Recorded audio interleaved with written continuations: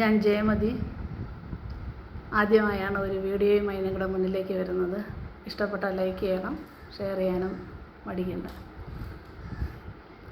ഇന്ന് 2026 ജൂൺ 1 തിങ്കളാഴ്ച.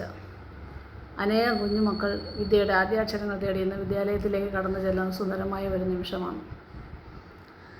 മക്കളെ, നിങ്ങൾ സ്കൂളിൽ കടന്നു ചെല്ലുമ്പോൾ നിങ്ങൾ ഒത്തിരി കൂട്ടുകാരെ കാണും. കരയുന്നവർ കാണും, ചിരിക്കുന്നവർ കാണും, പഴയ കൂട്ടുകാരെ കണ്ട സന്തോഷത്തിൽ തുള്ളിച്ചാടുന്നവരുണ്ടായിരിക്കും. നിങ്ങൾക്ക് പരിചയമില്ലാത്ത അധ്യാപകർ കാണും, മറ്റ് മാതാപിതാക്കൾ കാണും. ഇങ്ങനെ പലരെയും കണ്ടുമുട്ടുന്ന ഒരു നിമിഷമാണെന്ന് നിങ്ങൾ ഓർക്കണം. നിങ്ങൾ ഈ സ്കൂളിലായിരിക്കുന്ന അല്ലെങ്കിൽ ഈ വിദ്യാലയത്തിലായിരിക്കുന്ന ഓരോ നിമിഷവും നിങ്ങളുടെ ജീവിതത്തിലെ വളരെ വിലയേറിയ സമയമാണ്. നീണ്ട 10 വർഷം പെട്ടെന്ന് കടന്നു പോകും. കാലചക്രം കറങ്ങും തോറും നിങ്ങളുടെ വലുതാകും, നിങ്ങളുടെ ചിന്തകൾ വലുതാകും, നിങ്ങൾക്കുള്ള ഉത്തരവാദിത്തങ്ങൾ കൂടി വരും. എങ്കിലും ഈ സ്കൂളിൽ നിന്ന് നിങ്ങൾക്ക് കിട്ടുന്ന അറിവാണ് നിങ്ങളുടെ ജീവിതത്തിൻ്റെ ഏറ്റവും വലിയ സമ്പത്ത്. നിങ്ങൾ ഓർക്കണം, അധ്യാപകർ നിങ്ങൾക്ക് പറഞ്ഞു തരുന്ന ഓരോ വാക്കും നിങ്ങളുടെ ജീവിതത്തിലെ വിലയേറിയ മുത്തുമണികളാണ്. നിങ്ങളുടെ കൈപിടിച്ച അധ്യാപകർ എഴുതി തരുന്ന ഓരോ അക്ഷരങ്ങളും നിങ്ങളുടെ ജീവിതത്തിൻ്റെ ജീവിതമാകുന്ന പുസ്തകം എഴുതി തീർക്കുന്നതിന് വേണ്ടിയുള്ള ഓരോ തുള്ളി മഷിയും നിങ്ങൾ ശേഖരിക്കുന്ന നിമിഷങ്ങളാണ്. അതുകൊണ്ട് ഇങ്ങനെ വലിയൊരു അവസരം തന്ന ദൈവത്തിന് നന്ദി പറഞ്ഞുകൊണ്ട്, നിങ്ങളുടെ മാതാപിതാക്കൾക്ക് നന്ദി പറയണം, അധ്യാപകർക്ക് നന്ദി പറഞ്ഞുകൊണ്ട് നിങ്ങളുടെ ഈ അധ്യയന വർഷം നിങ്ങൾ മനോഹരമായി നടന്നു നീങ്ങണം. മാതാപിതാക്കളെ, നിങ്ങളോടൊരു വാക്ക്: നിങ്ങളുടെ മക്കളെ ഒരിക്കലും നിങ്ങൾ വേദനിപ്പിക്കാൻ ശ്രമിക്കരുത്. അവരെ ഒരിക്കലും മറ്റുള്ളവരുമായി താരതമ്യപ്പെടുത്താനോ അവരെ കുറ്റപ്പെടുത്താനോ ശ്രമിക്കരുത്. കാരണം ഒരു കുഞ്ഞ് ഈ ലോകത്തിലേക്ക് കടന്നു വരുമ്പോൾ ഓരോ കുഞ്ഞിൻ്റെയും ഉള്ളിൽ ദൈവം ഒരു മനോഹരമായ ഒരു നിധി സൂക്ഷിച്ചിട്ടുണ്ട്. ആ നിധി കണ്ടുപിടിക്കാൻ അവനെ സഹായിക്കുക എന്നത് മാത്രമാണ് ഒരു രക്ഷകർത്താവ് അല്ലെങ്കിൽ ഒരു അച്ഛനും അമ്മയും എന്നുള്ള നിലയിൽ നിങ്ങൾക്ക് ഉള്ള കടമ. അവരെ നിങ്ങൾ വളർത്തുന്നു. അതിനോടൊപ്പം തന്നെ അവരുടെ ഉള്ളിലെ നിധി കണ്ടുപിടിക്കുന്നതിനാവശ്യമായ വെള്ളവും വളവും ഊർജവും ഒക്കെ നൽകി നിങ്ങളവരെ സഹായിച്ച്, നിങ്ങൾക്കുള്ള അറിവുകൾ അവർക്ക് പറഞ്ഞു കൊടുത്ത്, നിങ്ങളുടെ മനസ്സിലുള്ള നല്ല ഉപദേശങ്ങൾ അവർക്ക് പറഞ്ഞു കൊടുത്ത് നല്ല മക്കളായി വളർത്താനായിട്ട് നിങ്ങളവരെ സഹായിക്കണം. ഇനി അധ്യാപകരെ, നിങ്ങളോടൊരു വാക്കുകൂടെ പറഞ്ഞുകൊള്ളട്ടെ. കാരണം ഞാനും ഒരു അധ്യാപികയായിരുന്ന ആളാണ്. എൻ്റെ ജീവിതത്തിൽ ഞാൻ ഏറ്റവും അധികം ഇഷ്ടപ്പെടുന്ന ഒരു പ്രൊഫഷനാണ് ഈ അധ്യാപനം അല്ലെങ്കിൽ ടീച്ചിങ് എന്ന് പറയുന്നത്. കാരണം നമുക്കറിയില്ല, നമ്മുടെ മുന്നിലിരിക്കുന്ന ഓരോ കുഞ്ഞുമക്കളും ഓരോ കുട്ടിയും നാളെ ഭാവിയിലായ ആരായിത്തീരുമെന്ന് നമുക്കറിയാൻ പറ്റില്ല. കാരണം ഇവരാണ് നാളത്തെ വലിയ ശാസ്ത്രജ്ഞന്മാർ, വലിയ ഡോക്ടേഴ്സ്, എൻജിനീയർ, വക്കീല്, വലിയ ആർട്ടിസ്റ്റുകൾ, ഇങ്ങനെ വലിയ രാഷ്ട്രീയ നേതാക്കൾ, ഇങ്ങനെ പല നിലയിൽ എത്തിപ്പെടേണ്ട കുട്ടികളാണ് ഇന്ന് നമ്മുടെ മുന്നിലായിരിക്കുന്ന ഈ ഓരോ കുഞ്ഞുമക്കളും. ഒരിക്കലും നമ്മുടെ വാക്കുകൊണ്ടോ പ്രവൃത്തി കൊണ്ടോ അവരെ വേദനിപ്പിക്കുന്ന അവസരങ്ങൾ ഉണ്ടാകരുത്. ഇന്ന് നമ്മുടെ മീഡിയയിൽ പലപ്പോഴും കാണുന്നു അധ്യാപകരുടെ വിവേകമില്ലാത്ത പ്രവൃത്തികളോ ചിന്തകളോ അവർ കുട്ടികളോട് പെരുമാറുന്ന രീതിയോ ജാതിയോ വർണ്ണമോ രാഷ്ട്രീയമോ അതിൻ്റെയൊക്കെ പേരിൽ അവരെ തരംതിരിച്ച് കാണുകയൊക്കെ ചെയ്യുമ്പോൾ കുട്ടിക്കുണ്ടാകുന്ന വേദന വളരെ വലുതാണ്. നമ്മൾ കേൾക്കുന്നതാണ്, ഒത്തിരി കുട്ടികൾ വീട് വിട്ടു പോകുന്നു, ആത്മഹത്യയ്ക്ക് ശ്രമിക്കുന്നു, വലിയ വലിയ കുറ്റകൃത്യങ്ങൾ ചെയ്യുന്നു. ഇതിനൊക്കെ കാരണക്കാർ ചിലപ്പോൾ അറിഞ്ഞോ അറിയാതെയോ അധ്യാപകരെന്നുള്ള നിലയിൽ നമ്മളും ചെറിയ ഒരു പങ്കെങ്കിലും വഹിക്കുന്നവരല്ലേ എന്നുള്ള കാര്യം നമ്മൾ ആത്മാർത്ഥമായിട്ട് ചിന്തിക്കേണ്ട ഒരു നിമിഷമാണ്. നമ്മുടെ മുന്നിലിരിക്കുന്ന കുട്ടികളെ വകതിരിവില്ലാതെ അവരോട് നല്ല കാര്യങ്ങൾ പറഞ്ഞു കൊടുത്ത് അവരെ വളർത്താനുള്ള വലിയ ഒരു ഉത്തരവാദിത്വമാണ് നമുക്കുള്ളത്. എൻ്റെ അഭിപ്രായത്തിൽ നമ്മൾ ഒരു ക്ലാസ്സിൽ പോയി കഴിഞ്ഞാൽ ഒരു 5 മിനിറ്റ് അല്ലെങ്കിൽ ഒരു 10 മിനിറ്റ് മറ്റ് പാഠഭാഗങ്ങൾ പഠിപ്പിച്ചതിന് ശേഷം അവരുമായിട്ടൊരു സമയം ചിലവഴിക്കണം. അവർക്ക് നമ്മളോടൊന്ന് പല കാര്യങ്ങൾ പറയാൻ കാണും, നമുക്കും അവരോട് പലതും പറയാൻ പറ്റും.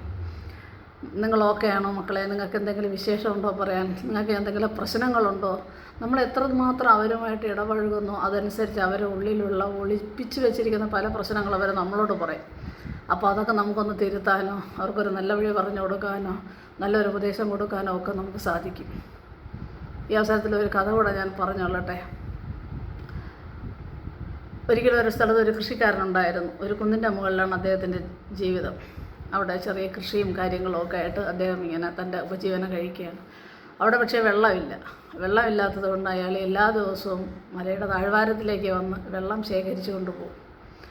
ഒരു കമ്പിൻ്റെ രണ്ടറ്റത്ത് 2 കുടങ്ങൾ കെട്ടിത്തൂക്കി ഈ കുടത്തിൽ വെള്ളം ശേഖരിച്ചു കൊണ്ടാണ് ഈ കൃഷിക്കാരൻ മുകളിലേക്ക് പോകുന്നത്. ഇതിൽ ഒരു കുടം നല്ല കുടവും ഒരു കുടത്തിൽ ഒരു ചെറിയൊരു ഹോളും ഉണ്ട്, ചെറിയൊരു ദ്വാരം ഉണ്ടായിരുന്നു.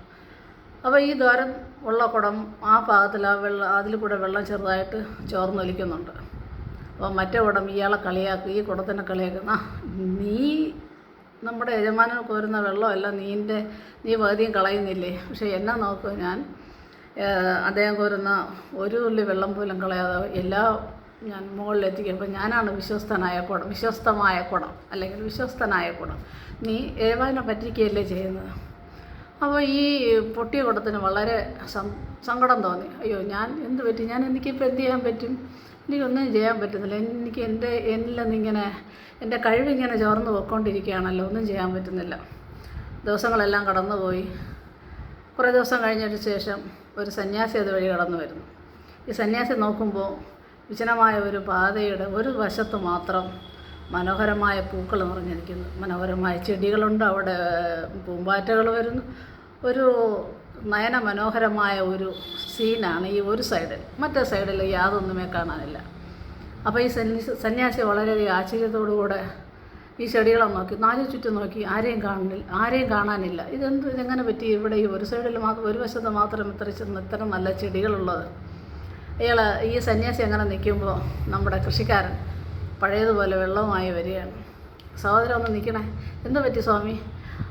ഞാൻ ഒരു കാര്യം അറിയാൻ വേണ്ടി, ഈ വഴിയുടെ ഒരു സൈഡിൽ മാത്രം എന്താണ് ഇത്ര മനോഹരമായി, ഇത് ആരാണ് ഇത്ര നല്ല രീതിയിൽ ചെടികൾ വെച്ച് പിടിപ്പിച്ചത്?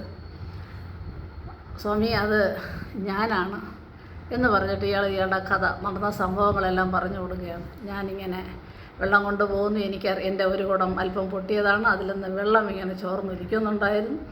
ഞാൻ ഈ കോരുന്ന വെള്ളം വെറുതെ പോകണ്ടല്ലോ, വെറുതെ ഉപയോഗമില്ലാതെ കളയരുതല്ലോ എന്ന് കരുതിയിട്ട് ഞാൻ ഈ കുടത്തിൻ്റെ വെള്ളം താഴെ വീഴുന്ന സൈഡിലെല്ലാം ഞാനിങ്ങനെ നടന്നു പോയപ്പോൾ ഞാൻ കുറച്ച് വിത്തുകളും കൂടെ പാകിയിരുന്നു. ആ വിത്തുകളാണ് സ്വാമി താങ്കൾ എന്ന് കാണുന്ന ഈ നല്ല ചെടികളും ഈ പൂക്കളും. സ്വാമി ഒരു നിമിഷം ഇങ്ങനെ ഈ കൃഷിക്കാരനെ നോക്കി നിന്നു. ഇത് നമുക്ക് മനസ്സിലാക്കേണ്ട ഒരു കാര്യം, മറ്റുള്ളവരുടെ മുമ്പിൽ നമ്മൾ ബലഹീനരായിരിക്കും, നമ്മളിൽ ഒരുപാട് കുറവുകൾ കാണും, പോരായ്മകൾ കാണും. പക്ഷേ ഈ പോരായ്മയായിരിക്കും നാളെ ഒരു നന്മയായി സമൂഹത്തിലേക്ക് കാണുന്നത്.